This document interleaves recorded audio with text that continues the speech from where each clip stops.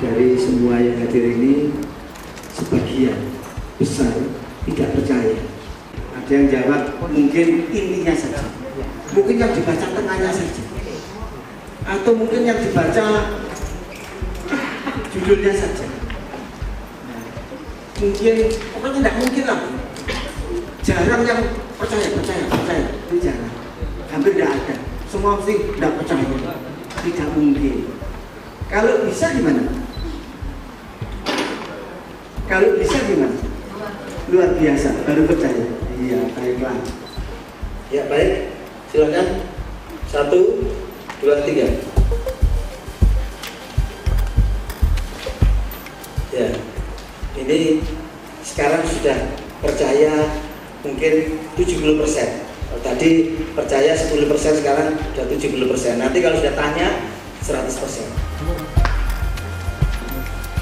Ya, bacanya memang begitu.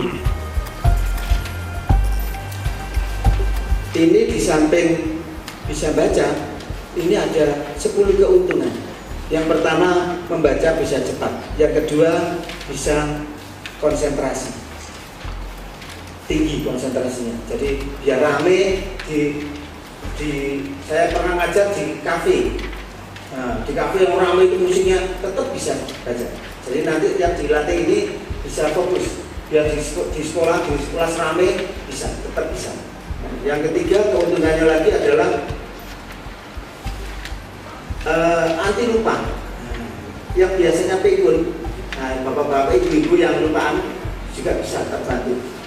Jadi ini sangat luar biasa. Ini bukan magic, bukan sulap, bukan pakai dukun atau pakai jin atau jambi-jambi, tapi ini memang nyata dan semua nanti kami latih dengan cara neuroscience, bagaimana cara mengaktifkan semua otaknya untuk baca.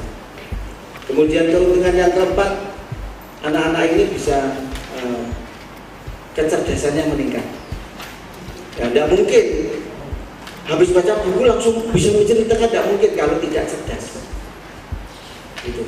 Kemudian yang keenam bisa meningkatkan percaya diri.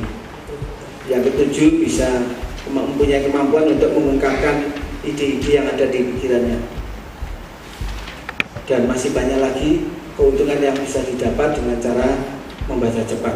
Kalau membaca satu-satu itu menggunakan otak kiri, tapi otak kanan tidak mau. Otak kanan itu mempunyai sifat imajinasi, daya kreasi, daya cipta, itu otak kanan. Sehingga ketika otak kanan itu digunakan, maka tangan disentuhkan itu sudah tahu isinya. Dalam seperti potret. Jadi ketika halaman dibuka, itu otak lab itu sudah tahu isinya. Nah, apa bisa dilatih? Enggak bisa bicara itu tiba-tiba langsung bisa 1 menit, tidak bisa. Tapi ini saya latih 1 hari sudah bisa ini nanti. Jadi nanti 3 jam kemudian atau 2 jam kemudian bapak ibu yang tidak ikut daftar, yang hanya mengantar saja, nanti bisa lihat. Tapi kalau bapak ibu yang ikut daftar, ya langsung bisa. Stop. Sudah berapa halaman? 192 halaman. Tepuk tangan. Wah, ini bisa gawat ini. Gurunya nanti baru bagi. Kita dipakai ini ya. Sampai di belakang, yang depan sudah selesai bacanya. Mungkin ada yang mau, ada yang bawa buku. Ya silakan, bawa sini. Oh boleh. Saya apa? Boleh dua. Iya.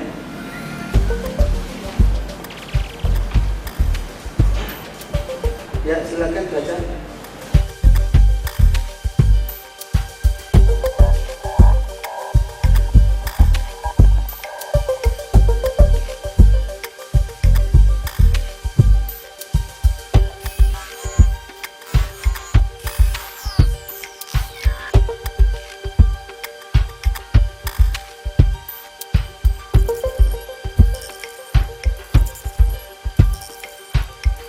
Ya, stop. Tidak perlu semua, ya sedikit saja, dan tidak perlu diceritakan semua, nanti waktunya habis. Mungkin intinya saja. Di sini saya membaca buku yang berjudul Personality Plus. Di sini menceritakan tentang bagaimana kita mengetahui sifat orang lain dengan melihat dulu sifat kita. Di sini juga diceritakan tentang sifat-sifat menarik dari setiap orang, misalnya suka bercerita, suka apa itu namanya kalau bersikap itu lugu, polos gitu. Di sini juga diceritakan tentang tradisi seperti itu. Sudah sekarang bawa bulan. Percaya kalau Bapak bisa dikit gimana? Wah, keren. Iya. Jadi itu tuh kita tuh kayak cara-caranya gitu agar kita tuh kayak pengusaha itu kalau melakukan bisnisnya itu bisa lancar. Jadi itu kayak ada cara-caranya itu kayak dikasih free sampel, terus kalau mau beli barang itu bisa dicoba dulu. Terima kasih. Nanti terus tidak selesai. Yang jelas beri aplaus dulu. Iya. Betul, ini caranya bagaimana meningkatkan penjualan berbisnis. Ya, betul. Jadi kalau Bapak bisa baca kayak gitu, wah, luar biasa. Nah, ini membaca. Membaca itu tidak boleh dari kiri ke kanan, tetapi membaca dari atas ke bawah. Terus pakai tangan.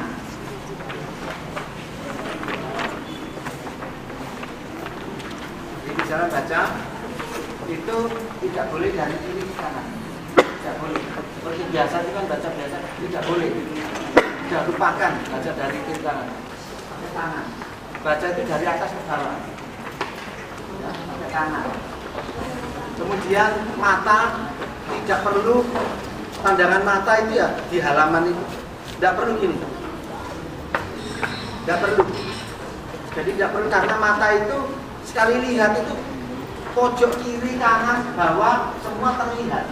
Jadi tidak perlu matanya seperti di buku-buku itu matanya harus gini, tidak perlu. Cukup mata fokus di halaman itu, ya sudah. Kemudian mulut, tidak perlu gerak-gerak. Nah, biasanya baca dalam arti begini. Nah, tidak boleh, tidak perlu gerak-gerak. Karena apa? Yang membaca itu otak kita yang baca. Lab itu otak kita yang baca. Jadi tidak perlu mulut. Mata itu bukan, tidak ikut baca sebetulnya. Mata itu hanya bantu memberi sinar, itu aja. Terus dilaporkan ke otak, lab. Nah, otaknya yang ngatur. Jadi yang pertama baca itu dari atas ke bawah pakai tangan. Kemudian mata fokus ke halaman itu. 3, mulut tidak usah bergerak-gerak. Kalau perlu tidak usah baca dalam hati.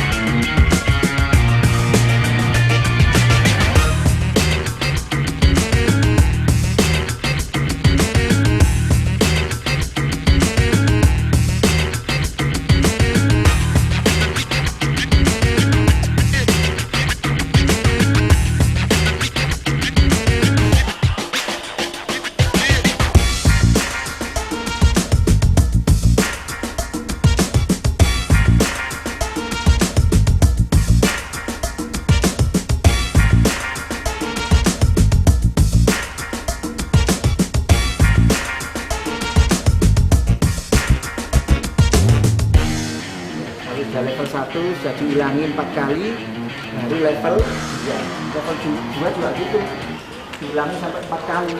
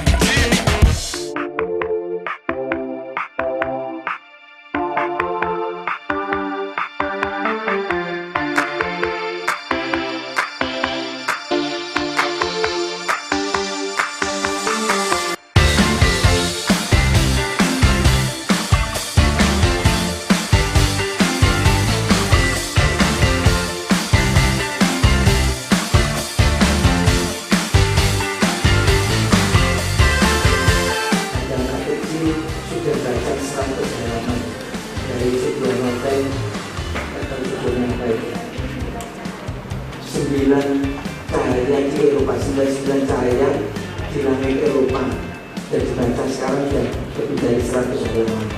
Wow, hebat.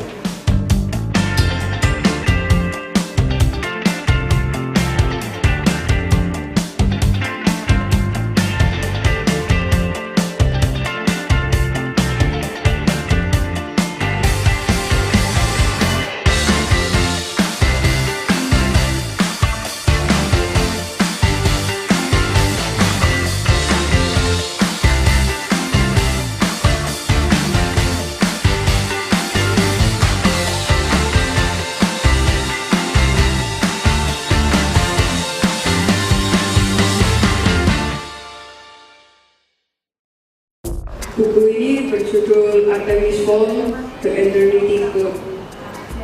Jadi Artemis Fowl itu menciptakan komputer super canggih.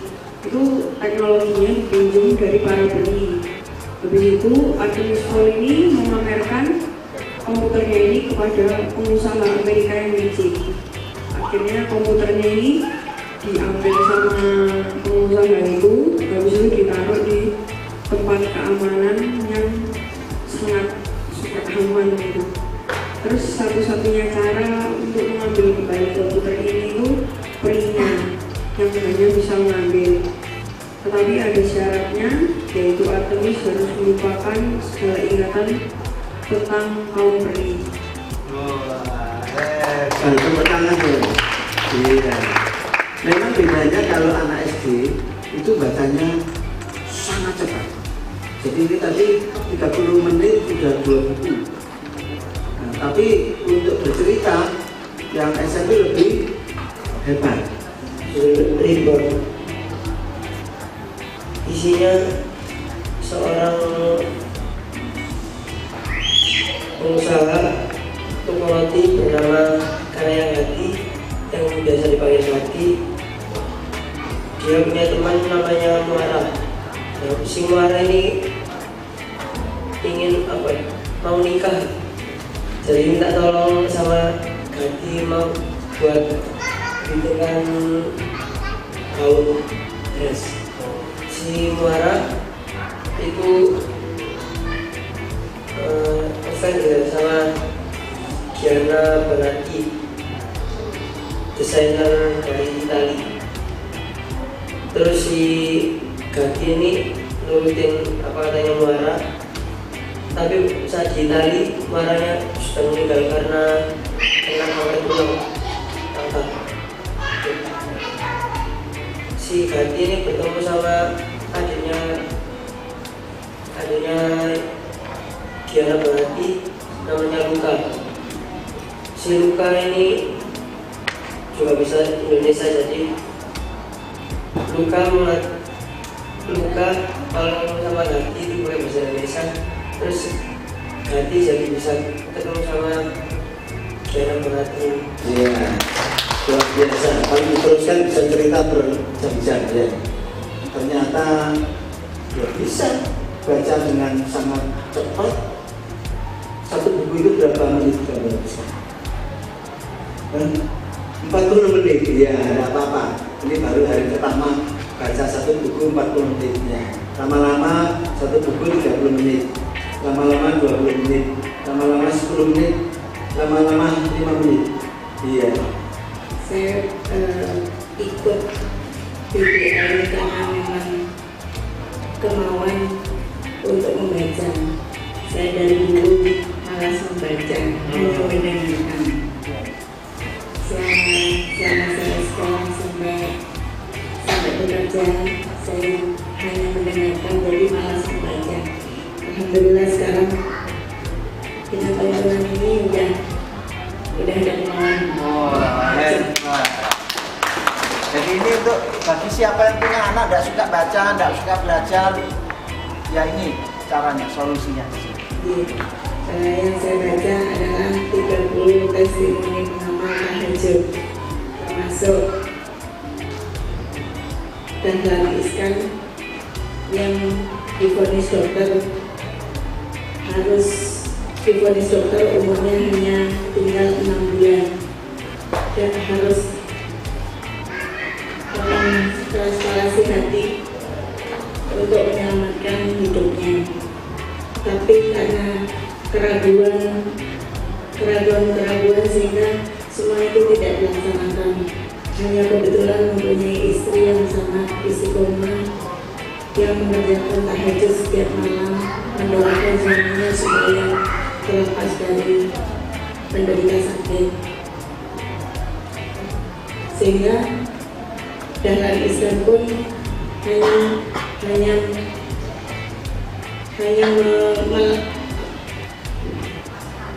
pasrah dan berdoa kepada Allah bahwa semuanya itu, semua cobaan tidak akan diberikan kepada umatnya yang tidak mampu, sehingga beliau yakin dengan itu. Suatu ketika dengan tahajud seorang istri juga, seorang dokter juga memberikan saran untuk transplantasi hati di RRC, di Jepang, di Singapura. Ternyata yang dipilih yang di RRC dengan memotong limpa. Dengan seperti itu, maka terlepas dari semua penyakitnya, bisa dijalani masa kritisnya, bisa berumur panjang sampai sekarang. Jadi ibu umurnya berapa? Oh, umurnya 51. Jadi walaupun 51 kan gini-gini nanti bisa cerita isinya lengkap. Perkenalkan Mas Dela, saya mungkin baca buku yang sebenarnya sedikit Pak. Di situ isinya petuah kebayaan dari pelajaran hidup, dari mulai sedekah, terus bersyukur kepada diri sendiri. Ya kurang lebih, sometimes kita lihat orang kayak artis-artis, pengen dari segi artis, kelihatannya kehidupannya enak, ini itu segala macam. Padahal di luar itu semua kita jangan selalu lihat ke atas, tapi kita harus lihat di bawah. Terus dari situ zaman sombong gini, ada lagi masa Firullah seperti singa. Maksudnya di sini singa itu kan kau nggak kayak anjing dulu. Maksudnya di situ dia lebih lebih nggak banyak bicara, tapi sekali bicara lebih tegas. Maksudnya diibaratkan seperti singa seperti itu. Terus lainnya lagi ada kita nggak boleh sombong, apalagi sama teman. Ada nggak mau bersama duluan, soalnya dia nggak nyapa aku duluan, makanya aku nyapa dia duluan. Itu nggak boleh diajarin. Terima kasih atas partisipasinya. Hal-hal yang mungkin ada yang kurang jelas atau ada memerlukan informasi yang lebih jelas boleh telepon kami atau telepon number atau dari website kita.